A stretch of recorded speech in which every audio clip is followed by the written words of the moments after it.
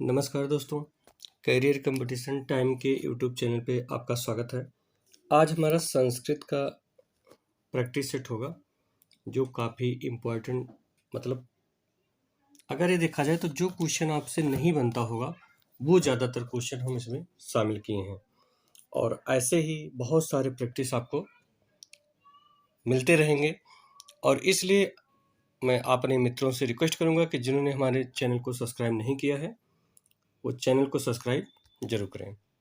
इसमें 50 प्रश्न होगा जो काफ़ी इम्पोर्टेंट होगा।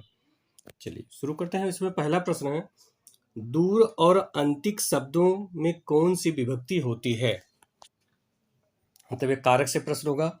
द्वितीया, तृतीया, पंचमी और सप्तमी चारों विभक्ति होती हैं, लेकिन ये ध्यान रखिए कि दूर और अंतिक शब्दों में होती है, ये भी ध्यान रखिएगा।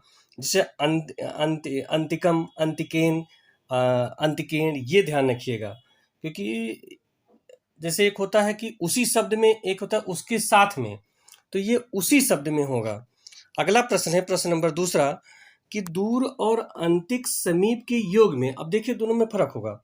समीप के योग में कौन सी विभक्ति हुई? तो योग में जो होगा वो पंचमी और षष्ठी विभक्ति होगा। जैसे जो इसके साथ आएगा उसमें होगा, और ये होगा कि उसी में होगा। जो दूर और अंतिक शब्द ही होगा उसी में होगा। तो इन दोनों में बहुत ज़्यादा डिफरेंट होता है और इसलिए इसको बहुत ध्यान करके देखिएगा। प्रश्न अगला है, व्याकरण और साहित्य दोनों को इसमें शामिल किया गया है। अगला प्रश्न है प्रश्न नंबर तीसरा, कादम्बर्या मंगलाचरणम अस्ति, मतलब कादम्बरी का मंगलाचरण कौन सा है? तो नमस्कारात्मक मंगलाचरण है, क्योंकि मंगलाचरण 3 प्रकार के होते हैं, नमस्कारात्मक, वस्तु निर्देशात्मक और आशीर्वादात्मक। तो 3 प्रकार के मंगलाचरणों में ये नमस्कारात्मक मंगलाचरण है। अगला प्रश्न है प्रश्न नंबर 4, भवभूति की रीति कौन सी है? कौन सी रीति भवभूति की है? जैसे गौड़ी, पांचाली, वैदर्भी, और जैसे महाकवि कालिदास की कौन सी है? तो महाकवि कालिदास की वैदर्भी रीत है, बाण जी का पंचाली रीत है, लेकिन भवभूति का गौड़ी रीत है। ये आपको जानना बहुत जरूरी है क्योंकि इसमें से भी प्रश्न आ जाते हैं। अगला है, परिणत प्रज्ञ किसे कहा गया है? तो ये भवभूत को कहा गया है, जो उत्तराम चरितम में इन्होंने स्वयं को ही परिणत प्रज्ञ कहा है। ऐसा नहीं कि कोई दूसरा हमारा संस्कृत के जो रचयिता उन्होंने नहीं कहा, बल्कि ये खुद ही अपने आप को ही परिणत प्रज्ञ कहा है, और वो भी उत्तराम चरितम में। अगला है, उत्तराम चरितम टीजीटी में सिलेबस है। अगला है प्रश्न नंबर 6, महावीर चरितम में भवभूत ने अपने आप को कहते हैं, तो क्या कहते हैं? वस्याक कहते हैं। मतलब अगर उत्तराम चरितम में क्या कहते हैं? अपने आप को हो परिणत प्रज्ञ कहते हैं, और महावीर चरितम में वास्याक कहते हैं। ये दोनों इन्होंने खुद ही रचना किया है, और मतलब उत्तराम चरितम, महावीर चरितम और मालती माधवम। उत्तराम चरितम जो है ये करुण रस प्रधान है, महावीर चरितम है ये वीर रस प्रधान है, और मालती माधवम है श्रृंगार रस है। तो ये ध्यान रखिएगा। अगला प्रश्न है, भवभूति की कृतियों में गुण है, तो कौन सा गुण है? तो ये ओज गुण है, ओज गुण को शामिल किया गया है।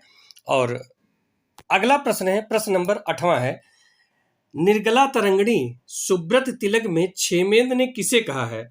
मतलब जो क्षेमेंद्र का सुब्रत तिलक है उसमें निर्गला तरंगी किसे कहा है?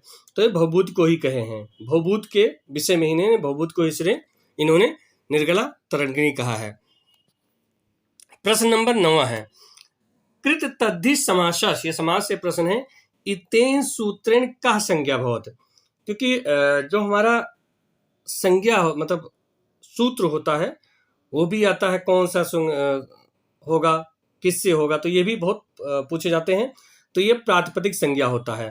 प्रातिपदिक संज्ञा सु और जस, जब प्रातिपदिक संज्ञा मिलता है उसके बाद सुप लगा के, सिंपल शब्द है, और उसके बाद सु और जस, अम और षष्टाभ्याम भीस, गे भ्याम भ्यस, गस भ्याम भ्यस, गस ओस आम गे उस सुप, ये जो 21 सुप हैं वो लगा के पद बनाया जाता है।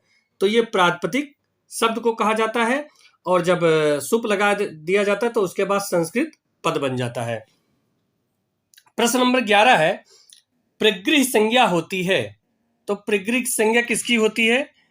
ई की, ऊ की, ऊ और ए की, नहीं बड़ी ई इसको कहा जाए, दीर्घ ई, दीर्घ ऊ और ए की, ये द्विवचनांत की होती है। मतलब इसमें भी ई, ऊ, ए एक वचन और बहुवचन का नहीं होगा, केवल जो द्विवचन होगा इसी की प्रगृह संज्ञा होगी और उसमें केवल 3 का ही होगा। अधिकतर ये प्रश्न आता है और उसमें ओ दे देते हैं, ओ साथ में दे देते हैं, तो ये ध्यान रखिएगा कि ई, ऊ, ए की ही होगी, इसके सिवा और किसी की प्रगृह संज्ञा नहीं होगी द्विवचनांत की। प्रश्न नंबर 11वां है कि आदर्श शब्द के मकार के बाद ई या ऊ आए तो होगी, तो कौन सा होगा? प्रगृह संज्ञा। अब आदर्श शब्द क्या है? तो आदर्श शब्द जो सर्वनाम का रूप है उसमें इसके बाद ई या ऊ आए तो प्रगृह संज्ञा होगी। और इसमें यह भी ध्यान रखिएगा कि इसमें कोई जो है कि द्वितीय वचन ऐसा नहीं है, जहां भी होगा वहां प्रगृह संज्ञा हो जाएगी। प्रश्न नंबर 12 है कि अल मतलब होता है स्वर और व्यंजन। स्वर हमारे कितने होते हैं? 9 होते हैं और व्यंजन कितने होते हैं? 33 होते हैं। तो स्वर और व्यंजन यानी 9 और प्लस 33 दोनों को मिला के हमारा होता है 42।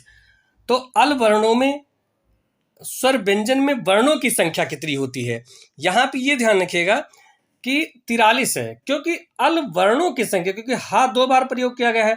अगर ये पूछे कि अल में प्रत्याहार वर्णों की संख्या कितनी है तो वो 42 होगा, क्योंकि प्रत्याहार में जो हमारा हैवरट का और हल का 2 बार है वो नहीं गिरा जाता है। लेकिन अगर इन्होंने पूछ लिया कि वर्णों की संख्या कितनी है तो 43 होगा, क्योंकि सिंपल वर्ण, तो अगर सिंपल वर्ण आप लिखेंगे तो उसमें क्योंकि हाथ 2 बार गिना जाएगा, वर्ण में गिना जाएगा लेकिन प्रत्याहार में नहीं गिना जाएगा, इस बात को ध्यान रखिएगा। वैसे तो जो क्योंकि जो हमारे इत संज्ञा होते हैं, अब आप कहेंगे कि अण भी 2 बार आया है, लेकिन अण तो इत संज्ञा होता है, उसको नहीं गिना जाता है।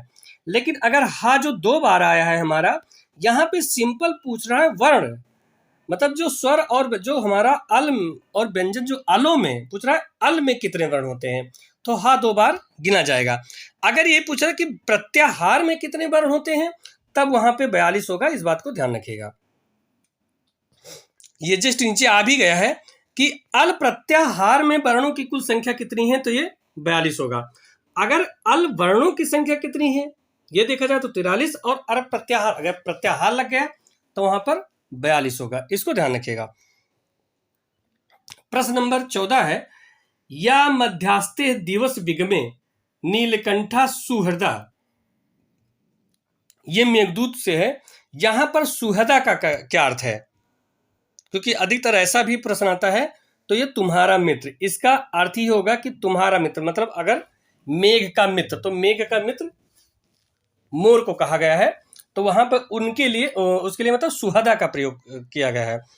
यह नहीं कि सुहदा मतलब सुंदर हृदय वाला, जैसे ऐसा अनुमान लोग लगा लेते हैं, लेकिन ऐसा आ जाता है कि सुहदा का अर्थ क्या होगा, मान लो कभी पूछ ले तो लोग सुहदा तो सुंदर हृदय वाला, ऐसा नहीं, गलत हो जाएगा। तुम्हारा मित्र, उसका अर्थ है तुम्हारा मित्र। प्रश्न नंबर अगला है, याम अध्यासते में किस सूत्र से द्वितीय विभक्ति हुई है? तो यहाँ पे अध सिंह स्था साम कर्म, मतलब अगर अधि उपसर्ग लग जाए और सिंह आदि सिंह स्था साम कर्म उपसर्ग लग जाए और अस्था धातु हो, अस्था धातु से पहले अध या सिंह उपसर्ग लग जाए तो उसमें द्वितीय विभक्ति होगी। और अगर उपसर्ग नहीं लगता है तो ये कौन सी विभक्ति में चला जाएगा? फिर सप्तमी विभक्ति में चला जाएगा। अगला प्रश्न है, अहो ईशा को प्रगृह करने वाला सूत्र कौन सा है? तो ये ओत है। ऐसे डायरेक्ट आ जाता है कि अहो ईशा को कौन सा सूत्र प्रगृह कर दिया है, तो इसलिए ओत आ जाएगा। ओत भी हमारा एक सूत्र है। अगला प्रश्न है, आंग के अतिरिक्त एक स्वरात्मक निपातों यानी अव्यय की प्रगृह संज्ञा होगी, तो ई इंद्रा उ उमेशा, इसकी भी प्रगृह संज्ञा हो जाएगी। वो कौन सा सूत्र है? निपात एकांग जनांग से, इससे प्रगृह संज्ञा हो जाएगी। अगला प्रश्न है प्रश्न नंबर 18, कि ओकारांत निपात यानी जो अव्यय है उसकी प्रगृह संज्ञा करने वाला सूत्र है। तो ऊपर आ चुका है ये ओत होगा। अगला प्रश्न है संज्ञा शब्दों के संबोधन के अंत के ओकार के बाद इत शब्द आवे तो उस ओकार के विकल्प से प्रगृह संज्ञा होगी।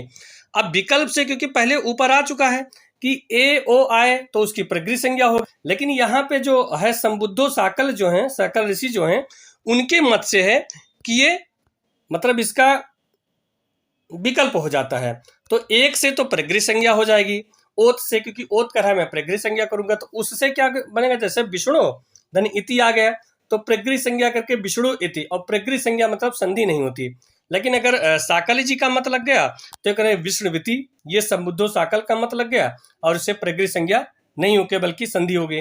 तो इसलिए कभी कभी पूछ लेते हैं कि जैसे विष्णुविति में जो विष्णुविति है ये किसके मत से बना है, तो संबुद्धो साकल के मत से बना हुआ है, ये भी ध्यान रखिएगा। अगला प्रश्न है 20वां प्रश्न है, जब अदस शब्द के मकार के बाद ई या उ आवे तो प्रगृह संज्ञा होगी। तो जैसे अमी यूसा और अमु आस्ते इसकी प्रगृह संज्ञा हो जाएगी।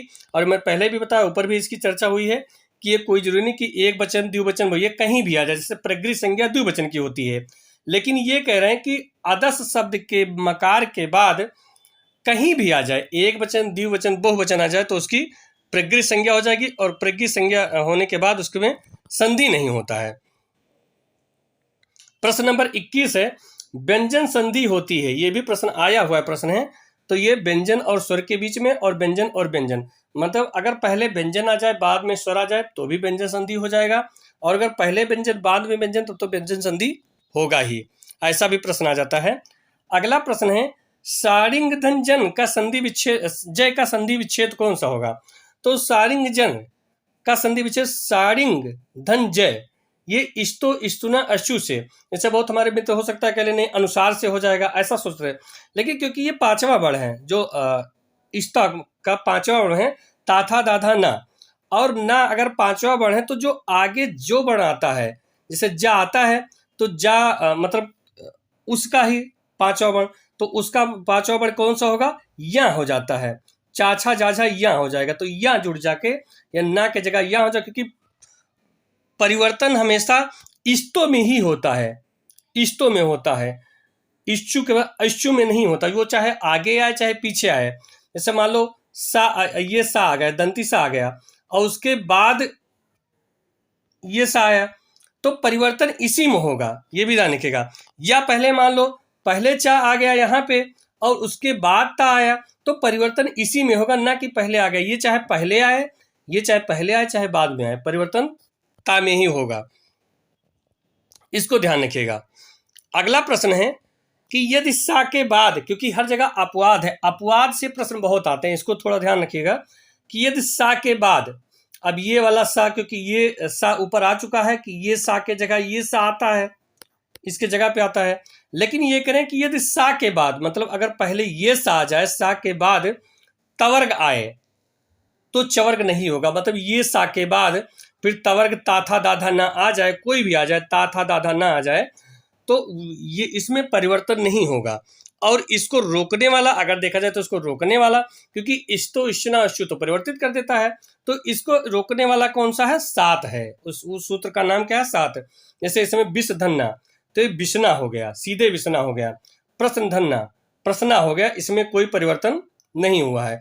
और ये रोकने वाला मतलब अगर देखो तो इस्तो इश्ना इश्यु का अगर देखा जाए तो बाधक कौन सा बना, तो ये सात सूत्र बना। अगला प्रश्न है, कर्म प्रवचनीय संज्ञा कर्म प्रवचनीय होती है, क्या होता है, तो ये संबंध का भेदक होता है कर्म प्रवचनीय। अगला है, तृतीयार्थे तथा हीने किसकी कर्म प्रवचनीय संज्ञा करता है, तो ये अनु का, तृतीयार्थे तथा हीने किसकी कर्म प्रवचनीय संज्ञा करता है, तो अनु का कर्म प्रवचनीय संज्ञा करता है, ऐसा भी प्रश्न आया हुआ है। अगला है, अनु हरि सुरा किस अर्थ में कर्म प्रवचनीय संज्ञा हुई है, तो ये हीन अर्थ में, मतलब हरि से सुरा माने राक्षस हीन है, मतलब कम है, अगर देखा जाए तो यहाँ अनुहीन अर्थ में हुआ है, क्योंकि ये हमारे प्रश्न आता रहता है किस अर्थ में हुआ है। अगला प्रश्न है संस्कृत काव्य वाङ्मय का मेरुदंड किसे कहा जाता है। तो कवि कुलगुरु कालिदास जी को संस्कृत का मेरुदंड कहा गया है। अगला प्रश्न है कि संस्कृत साहित्य में कविता कामिन्यः हासः कथते, ये किसे कहा गया है। कविता कामिन्यः हासः किसे कहा गया है, तो ये भास जी को कहा गया है। अगला प्रश्न है बुद्ध चरितस् अंगिरस का अश्मो, मतलब बुद्ध चरितस् का अंगिरस क्या है, तो ये शांत रस है और इसे लिखा किसने है, अश्वघोष ने लिखा है। प्रश्न नंबर 30 है कि भगवत गीता महाभारत कस्मिन् पर्वाणि विद्यते, मैंने किस पर्व से लिया गया है, तो ये भीष्म पर्व से लिया गया है और इसमें 18 पर्व है और 100 उपपर्व है। अगला प्रश्न है भारवी का प्रिय छंद कौन सा है, तो ये वंशस्थ है। जैसे भारवी बी से बा ये मिल जाता है, तो भारवी का प्रिय छंद कौन सा है, वंशस्थ है। और किराता अर्जुनीयम में इन्होंने वंशस्थ छंद का ही प्रयोग किया गया। अंत में जो हमारा 45वां और 46वां श्लोक है उसमें परिवर्तन है। तो 45वां में कौन सा है, ये पुष्पताग्रह है और 46वां में कौन सा है, मालिनी छंद है। तो ये ध्यान रखिएगा। 32वां अगला प्रश्न है कि मेघ के निकट आ जाने पर यक्षिणी का कौन सा नेत्र फड़कता है, ऐसा क्वेश्चन बन जाता है, तो बायां नेत्र फड़कता है। अगला प्रश्न है कि आप्रोढ़ केले के तने के समान यक्षिणी के किस अंगों का वर्णन किया गया है। मतलब यक्षिणी के जो अंग का वर्णन किया गया है तो उसमें बताता है कि आप जो आप्रोढ़ केला होगा उसके समान उसका होगा, तो क्या होगा, बाईं जांघ। और जब मेघ आता है अलकापुरी में और उसको संदेशा सुनाता है तो उससे कुछ पहले, मतलब संदेशा सुनाता है पहले हालचाल जो पूछता है, उसके बाद उसका मतलब उससे पहले उसका बायां आंख और बाईं जांघ भी फड़कता है। ये प्रश्न ऐसा पूछा जाता है। अगला प्रश्न है यक्षिणी की करधनी किससे गुंथी हुई है, तो ये मोतियों से गुथा हुआ है। अगला प्रश्न है प्रश्न नंबर 35, मेघ यक्षिणी के पीछे बैठकर कितने पहर तक उसके जागने की प्रतीक्षा करेगा। मतलब यक्ष कहता है वहां पे मेघ से कि हे मेघ, तुम वहां पर अगर वो किसी तरह सो गई होगी तो तुमको प्रतीक्षा करना है, तो कितने देर तक प्रतीक्षा, तो 1 पहर तक। कहता है 1 पहर तक आप प्रतीक्षा कर लेना उसका। अगला प्रश्न है ऐसा प्रश्न आप बनता है क्योंकि पहले सिंपल प्रश्न आते थे लेकिन अब इतना सिंपल नहीं आ रहा है, ऐसे जैसे बाल का खाल निकालें तो ऐसे भी प्रश्न पूछ रहे हैं। अगला प्रश्न है यक्षिणी जागने के बाद किस पुष्प की तरह ताजी हो जाएगी। यक्ष बताता है कि जब आप प्रतीक्षा करोगे उसके बाद वो जागेगी तो कैसे किस फूल की तरह ताजे हो जाएगी, तो वहां चमेली फूल की तरह उदाहरण देता है, तो वहां चमेली का फूल का उदाहरण दिया है। अगला प्रश्न है भर्तु मित्रम प्रियम विधवे, यहां पर अविधवे से किसका बोध होता है, तो अविधवे से यक्षिणी का बोध होता है क्योंकि भर्तु मित्रम, वो कहता है कि भर्तु मित्रम, हे मित्र अविधवे, तुम वहां पे उसको सौभाग्यवती कह के, अविधवे मतलब जो विधो ना हो उसको क्या होता है, अविधवे। तो अविधवे किसके लिए प्रयोग हुआ है, यक्षिणी के लिए प्रयोग हुआ है। और मेघ से कहता है कि आप उसे जब पुकारे तो पहले सौभाग्यवती ही कह के बुलाना। तो भर्तु मित्रम, भर्तु का मित्र, मैं तुम्हारे भर्तु यानी प्रिया का मित्र हूं। तो यहां से जो भर्तु का प्रयोग हुआ है किसके लिए हुआ है, ये भी ध्यान रखिएगा। अविधवे तो यक्षिणी के लिए हो ही गया, लेकिन भर्तु यहाँ पे किसके लिए आया है, तो ये मेघ के लिए आया है। ध्यान रखिएगा कि जो हमारा मेघदूत है वहां पर भर्तु का 3 जगह प्रयोग हुआ है। तो एक जो भर्तु का प्रयोग हुआ है वो किसका हुआ, कुबेर के लिए, क्योंकि भर्तु ने श्राप दे दिया ये होता है। तो भर्तु पहले कुबेर के लिए हुआ है। दूसरी बार हुआ जो भर्तु का प्रयोग हुआ है वो जगत पिता शिव जी के लिए हुआ है, क्योंकि वहां जगत जननी माता पार्वती से कहते हैं कि उनके भर्तु, वहां पे भी है, अब पूरा श्लोक हमें नहीं याद है, तो उसमें भी भर्तु एक जगह शिव जी का प्रयोग हुआ है। और तीसरी बार भर्तु जो आया है मेघ के लिए आया है, तो इसलिए 3 बार मेघदूतम में 3 जगह भर्तु का प्रयोग हुआ है। तो एक भर्तु में कुबेर का है, दूसरे भर्तु में शिव जी का वर्णन है और तीसरे भर्तु का अर्थ यक्ष का है। तो इसको ध्यान रखिएगा। प्रश्न नंबर 38 यानी 38वां है कांतो दंता सुहद पगता, यहाँ सुहद अबगता का अर्थ क्या है? क्योंकि देखो कांतो दंता आया हुआ है, कांतो दंता हर व्यक्ति जानता है, लेकिन इसके द्वारा सुहद अबगता, तो इसका अर्थ होगा मित्र द्वारा लाया गया समाचार। अब यहाँ का मित्र द्वारा लाया गया, अब कांतो दंता मतलब प्रियतम का समाचार, ये हर व्यक्ति जानता है, लेकिन उसके साथ साथ सुहद उपगता है, सुहद उपगता। अब अर्थ लगा सकते हैं कि सुंदर हृदय से समीप आकर, ऐसा अर्थ होता है। सुहृद उपगत, उपगत माने समीप, लेकिन ऐसा इसका अर्थ है, क्योंकि कुछ अर्थ अलग ही होते हैं, तो जैसे मित्र द्वारा लाया गया। अब यह कांतो दंता मतलब प्रियतम का समाचार, यह हर व्यक्ति को मालूम होगा। प्रश्न नंबर 39 है कि तामा युष अन्मयम चाह वचनम आत्मनम अपशोप करतु हो, तो आयुष्मान से किसका बोध हुआ है?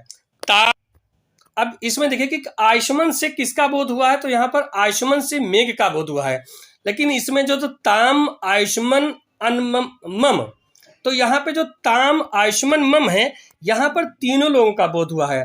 ताम से किसका बोध हुआ है? यक्षिणी का बोध हुआ। ताम माने उस, और आयुष्मान मतलब मेघ, और मम माने मेरे लिए। तो अगर जैसे ता ते ताह ताम ते ताह, तो ताम मतलब यहाँ कर्म हो जाएगा, और कर्म मतलब द्वितीया का एक वचन होगा, ताम माने उसके लिए, यक्षिणी के लिए, और आयुष्मान, आयुष्मान मतलब मेघ, हे मेघ, हे आयुष्मान, हे मेघ, और मम मतलब मेरा, मतलब यक्ष कह रहा है।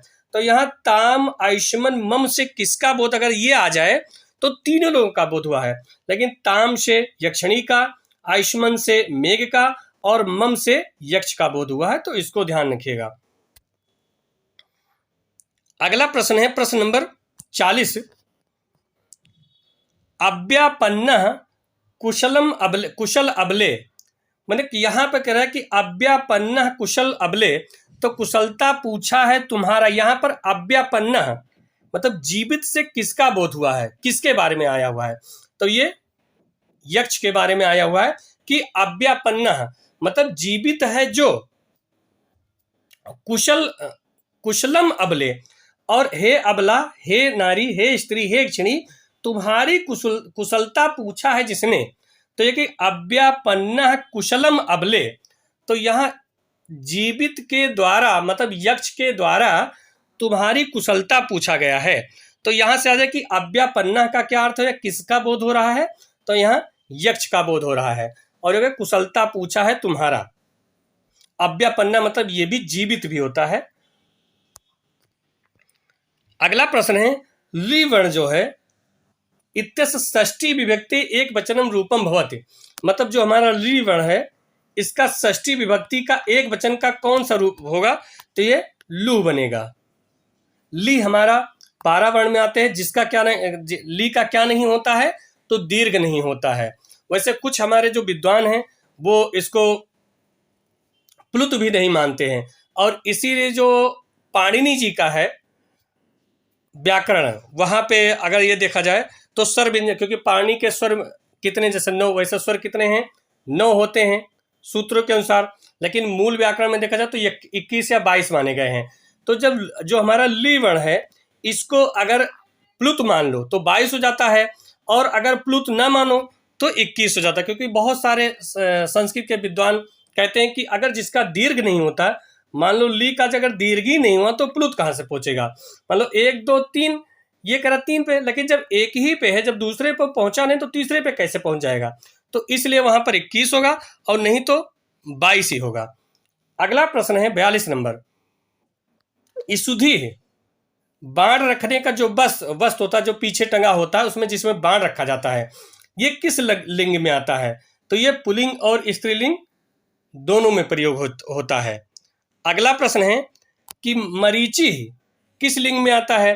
तो मरीचि पुल्लिंग और स्त्रीलिंग दोनों में आता है। मरीचि का प्रयोग कहाँ कहाँ हुआ है? तो मरीचि का प्रयोग हमारा शिवराज विजय में भी हुआ कि मारीच मालिना सूर्य देवता के लिए, और मारीची का प्रयोग नीत शतंग में भी हुआ है, कि जो वहाँ वर्णन है कि वो मारीच को, मतलब मारीच मान कुछ करके हिरण जाता है और पानी को देखता है, लेकिन उसे प्यास नहीं बुझता, मतलब वहाँ पानी नहीं मिलता बल्कि वो बालू का, रेत का चमक होता है।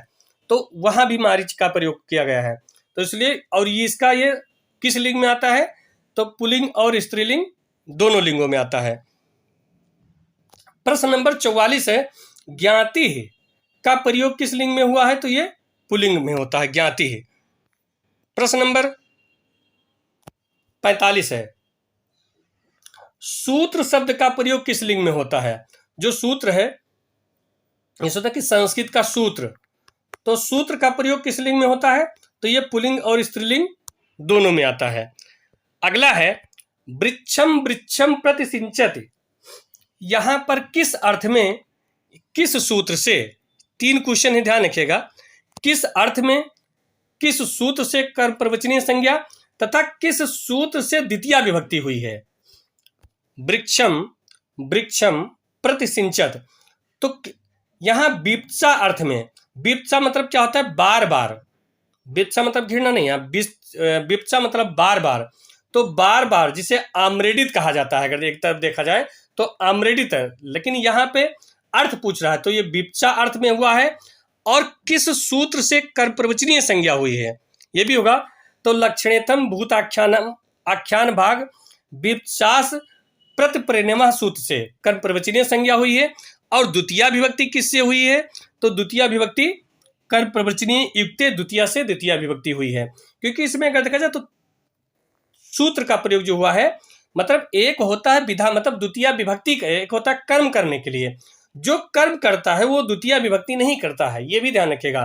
जैसे कर्म होता है कि कर्म उसने बना के छोड़ दिया, अब द्वितीय विभक्ति करने वाला है कि वो आके सबको द्वितीय विभक्ति करता है। जैसे मान लो, एक एग्जांपल दूं कि जैसे मान लो खेत जोता जाता है, तो एक जोतने का जो काम करता है वो जोतते चला जाता है, लेकिन जो बाद में आता है जिसे कहते हैं पटरा, जो बराबर करता जाता है, तो बाद में वो जिसको मिला उसको बराबर करते चला गया। तो वही हाल यहाँ पे, ये नहीं कि दोनों काम करता है, ऐसा नहीं। बहुत हमारे मित्र जैसे नहीं समझ पाते हो, कहेंगे इस सूत्र से कर्म हुआ और द्वितीय विभक्ति हो गई, नहीं, कर्म करने वाला सूत्र अलग होता है और विभक्ति प्रदान करने वाला सूत्र जो होता है वो अलग होता है। तो इस को ध्यान रखिएगा कि कुछ चीज होता है, जैसे कर्तु ईप्सितम कर्म, क्रिया के द्वारा जिसको ज्यादा ईप्सित हो वो कर्म होगा, लेकिन कर्म तो हो जाएगा, लेकिन द्वितीय विभक्ति किससे होगा, तो कर्मण द्वितीय से आके द्वितीय विभक्ति हो जाता है। तो कर्म करने वाला सूत्र अलग होता है और विभक्ति प्रदान करने वाला सूत्र अलग होता है, तो इसको ध्यान रखिएगा। अब अगला प्रश्न है, अभिर्भागे ये कौन सा सूत्र है, तो ये संज्ञा सूत्र है। ऐसे पिछली बार भी आया हुआ है, जो 3 सूत्र की कौन सा संज्ञा है, कौन सा अधिकार सूत्र है, इसका भी पूरा एक वीडियो बनाऊंगा, जिसके कौन सा संज्ञा है, कौन सा अधिकार है, पूरा वीडियो में रहेगा कि कौन सा मतलब संज्ञा सूत्र है, कौन सा अधिकार, क्योंकि सब आपको पूरा डिटेल से मिल जाएगा। अगला प्रश्न है, हरिम अभिवर्तते, हरि के अनुकूल है, तो ये किस अर्थ में है, तो लक्षण अर्थ में है। अब यहाँ पे भी कर्म प्रवचनीय संज्ञा किससे हुई है, तो वही अभिर्भागे सूत्र से हुआ है, और द्वितीय विभक्ति किससे हुआ है, तो कर्म प्रवचनीय युक्त द्वितीय से द्वितीय विभक्ति हुआ है। ध्यान रखिएगा। तो अर्थ भी पूछ लेता किस अर्थ में हुआ है, तो लक्षण अर्थ में हुआ है। कर्म प्रवचनीय मतलब कर्म के, इसे बनाने वाला कौन सूत्र है, तो अभिर्भागे सूत्र से है, और विभक्ति करने वाला सूत्र कौन सा है, तो कर्म प्रवचनीय युक्त से द्वितीय विभक्ति हुआ है। अगला प्रश्न है, अनु की कर्म प्रवचनीय संज्ञा किस अर्थ में या कितने अर्थों में होती है, तो अन की कर्म प्रवचनीय संज्ञा 7 अर्थों में हुआ है। इसको ध्यान रखिएगा कि 7 अर्थों में हमारा कौन कौन सा है, ये हम बता दे रहे हैं। लक्षण अर्थ में, लक्षण का हेतु अर्थ में होता है। दूसरा है तृतीयार्थे अर्थ में, जैसे नदीम वसत, नदी के साथ साथ सेना बसती है, तो वहां अनुवस्तिम होगा, तो तृतीयार्थे अर्थ में ये 2 हो गया। तीसरा हो गया हीन अर्थ में। चौथा हो गया लक्षण अर्थ में, जो ज्ञापक होता है उसके अर्थ में। 5वां होगा इततम भूत आख्यानाम, जो अभी सूत्र आया उसके अर्थ में। फिर 6ठा होगा भाग अर्थ में, और 7वां होगा विप्सा अर्थ में। तो ये पिछली बार एक क्वेश्चन शायद आया हुआ था कि किस अर्थ में कर्म प्रवचनीय मतलब ही अनु का कौन सा अर्थ नहीं होता है, तो उसमें 4 दे देंगे, 3 मतलब होगा, 1 नहीं होगा। तो इसलिए आपको याद करना जरूरी है।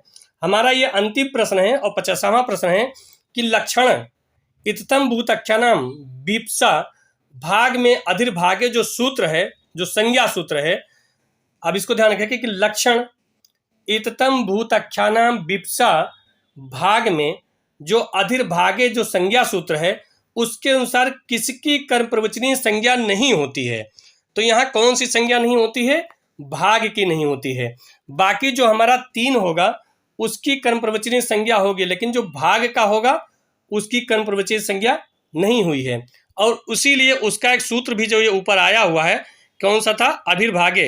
ये अभिर्भागे यहाँ कह रहा है कि भाग को छोड़कर बाकी 3 की कर्म प्रवचनीय संज्ञा हो जाएगी। तो इसलिए इसको इस सूत्र से अगर पूछा जाए कि किसकी कर्म प्रवचनीय संज्ञा नहीं हुई है, तो वहां भाग की नहीं हुई है, बाकी 3 की हुई है। तो इसलिए आप इसको ध्यान रखिएगा कि कभी कभी पता लगे चारों दे दे और इसका सूत्र अभिर्भागे लिख भी दे अभिर्भावे, तो आप भाग मान न दे, तो मतलब भाग की कर्म प्रवचनीय संज्ञा नहीं होती है। तो ये हमारे हो गए 50 क्वेश्चन। और इसी प्रकार और प्रश्न काफी इंपॉर्टेंट, इन प्रश्नों को करने के लिए हमारे चैनल करियर कंपटीशन टाइम को लाइक और सब्सक्राइब कीजिए। और अगर इसमें कुछ गलतियां होती हैं, वैसे तो गलती कोशिश किया जाता है कि नहीं है, और अगर कोई और भी गलतियां होती तो उसके लिए आप नीचे कमेंट बॉक्स में कमेंट जरूर कीजिएगा। धन्यवाद।